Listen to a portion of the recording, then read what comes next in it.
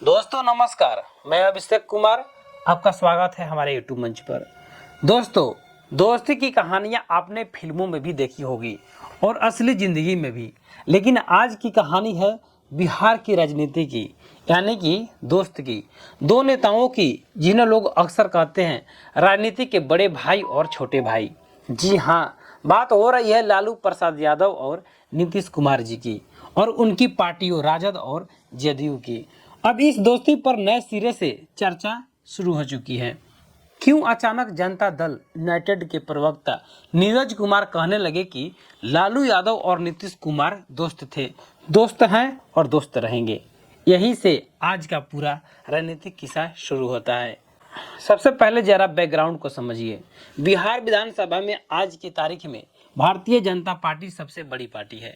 इसके बावजूद मुख्यमंत्री की कुर्सी पर बैठे हैं नीतीश कुमार। एनडीए की सरकार है, पर चेहरा जदयू का है। ऐसे में सवाल उठता है कि जब बीजेपी ने नीतीश कुमार को मुख्यमंत्री बनाए रखा है, तो फिर जदयू के प्रवक्ता को अब ये कहने की जरूरत क्यों पड़ी है, दोस्त थे, दोस्त हैं और दोस्त रहेंगे। इसका जवाब छुपा है विधानसभा का गणित, बीजेपी की राजनीति और जदयू राजद नेता की बचाव की रणनीति। आपको याद होगा, राबड़ी देवी के सरकारी बंगलों को खाली कराने का नोटिस आया। इसी बंगला विवाद के बाद बिहार की सियासत का टेम्परेचर अचानक बढ़ गया।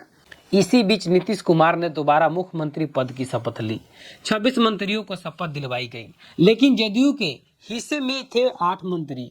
यहीं से समझने वाली बात है कि बिहार की फिल्म का इंटरनल हुआ है।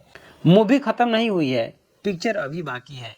उधर खबरें ये भी है कि बीजेपी की नज़र 2027 तक नहीं, बल्कि उससे पहले ही बिहार में अपना पूरी तरह से अपना मुख्यमंत्री बिठाने पर है। और बीजेपी के लिए नीतीश कुमार की उपयोगिता है, विशेष तौर पर कुर्सी वोट बैंक के लिए, खास तौर पर उत्तर प्रदेश चुनाव तक। मतलब साफ है, बीजेपी भी हिसाब किताब से चल रही है और नीतीश कुमार भी अपनी चाल पहले से बिछाकर चल रहे हैं।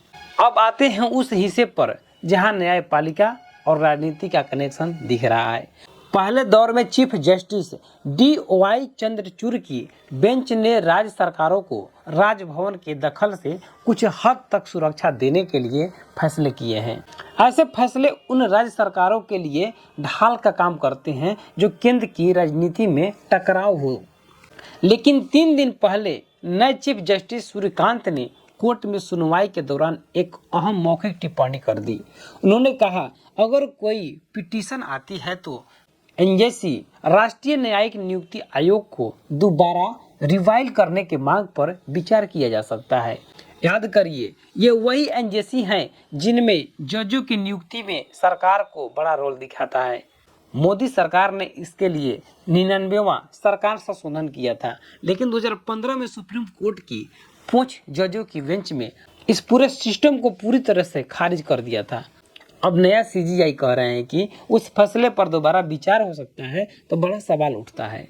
जब NJCSC वाले फैसले पर 7 जजों की नई बेंच में हो सकती है, तो क्या कल को राजभवन राज्य सरकार वाले फैसले पर भी दोबारा विचार नहीं होगा?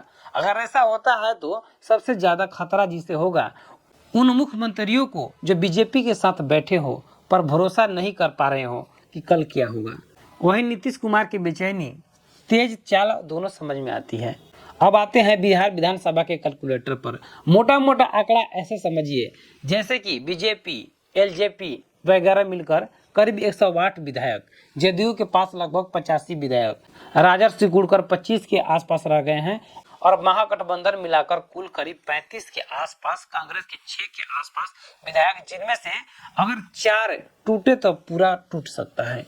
AIM और छोटे दलों के कुछ विधायक जिन पर सबकी नजर है। अब लड़ाई ये है कि कौन पहले 100 के जादुई आंकड़े के पास पहुंचता है, बीजेपी या जदयू अपने साथियों को जोड़कर। कांग्रेस के विधायक कौन तोड़ेगा, छोटे दल किस तरफ जाएंगे, IM के विधायक किस खेमे से दूर रहेंगे, इन सब पर दिल्ली से लेकर पटना तक सबकी नजर है। इसी बीच नीतीश कुमार की कोशिश है कि राजद को पूरी तरह से खत्म ना होने दिया जाए, बल्कि उतना मजबूत रखा जाए कि जरूरत पड़ने पर एक सुरक्षा कवच की तरह काम आए। याद कीजिए, जब राजद के पास 75 विधायक थे और जदयू के पास 43, तब भी मुख्यमंत्री की कुर्सी नीतीश के पास थी और बीजेपी उनके इशारों पर चलने पर मजबूर थी। आज जदयू के पास 85 है, लेकिन राजद 25 पर सिमट गई है, तो उल्लास की जगह असुरक्षा ज्यादा दिख रही है। अब वापस आते हैं राबड़ी देवी वाले बंगला विवाद पर। ये नोटिस किस विभाग से आया?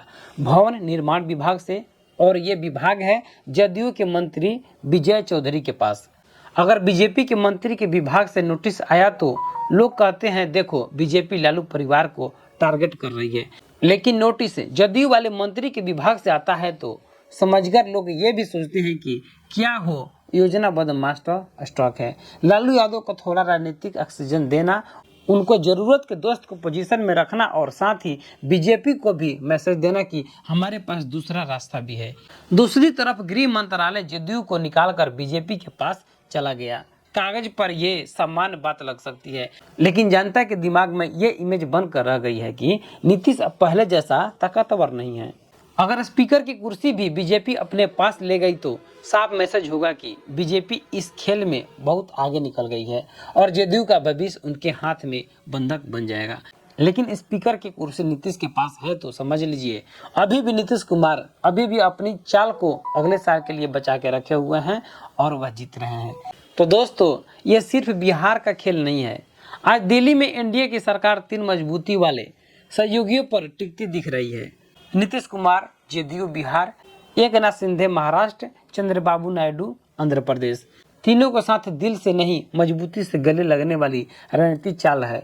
ऐसे में अगर बिहार में खेल बदलता है तो एनडीए से बाहर कोई बड़ा फेरबदल होता है तो उनका झटका सीधा दिल्ली तक जाएगा। यही वजह है कि बिहार के हर हलचल पर देश भर की निगाहें हैं। अब आते हैं आज के सबसे चर्चित लाइन पर। दोस्त थे, दोस्त हैं और दोस्त रहेंगे। यह वाक्य जदयू प्रवक्ता नीरज कुमार बोल रहे हैं, लेकिन इसके पीछे संदेश ये भी हो सकता है कि जदयू अभी खुलकर नहीं कर रही है कि वे क्या करने जा रही है, लेकिन राजद के प्रति पुरानी वाली आक्रामकता पर काम हो रही है। और राजनीति में जब बयान की धार धीमी हो जाए तो समझ लीजिए कि वही बर्फ पिघलनी शुरू हो चुकी है। तो दोस्तों, फिलहाल तस्वीर यह है कि जदयू और राजद दोनों में राजनीतिक असुरक्षा है। बीजेपी नंबरों के दम पर अपना गेम प्लान आगे बढ़ा रही है। सुप्रीम कोर्ट में नया निजाम आया है, नई टिप्पणियां हो रही है और राज्य सरकारों को लेकर कोर्ट के रुख पर भी सबकी नजर है। जदयू के अंदर भी अलग अलग धाराओं की चर्चा हो रही है, कौन किस लाइन पर है, कौन किससे ज्यादा नजदीक है। 1 दिसंबर से विधानसभा सत्र शुरू होगा। 2 से 5 दिसंबर तक कई संकेत सामने आ जाएंगे। बिहार अगर हिलेगा तो उसकी गूंज दिल्ली तक जाएगी।